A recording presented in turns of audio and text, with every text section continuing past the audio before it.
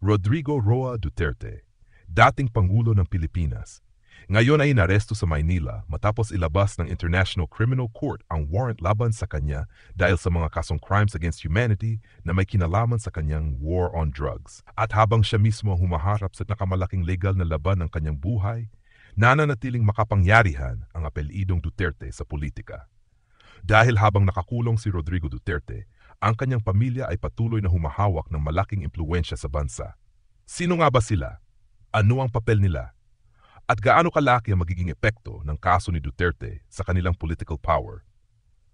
Unahin natin si Sara Duterte. Siya ang panganay at kasalukuyang pangalawang Pangulo ng Pilipinas, sabay pa bilang kalihim ng edukasyon.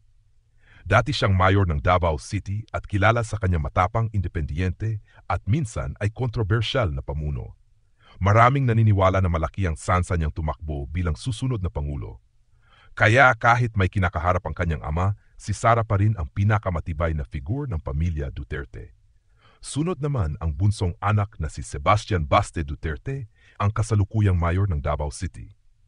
Tulad ng ama at kapatid, mahigpit ang kanyang liderato at hawak niya ang matagal ng balwarteng politikal ng pamilya.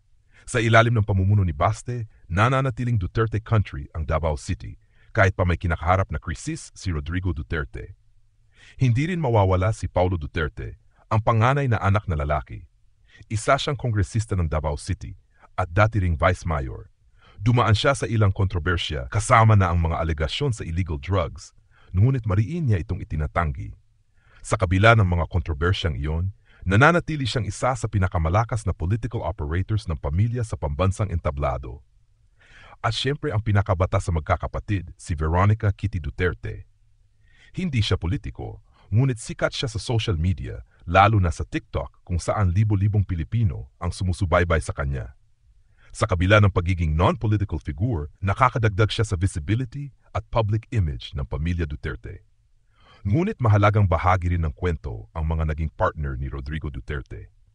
Una ang dating asawa niyang si Elizabeth Zimmerman, isang flight stewardess na Filipino-German.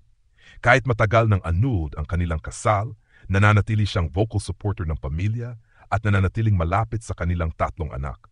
At naroon din si Honeylet Avancenia, longtime partner ni Duterte. Isa siyang businesswoman at dating nurse.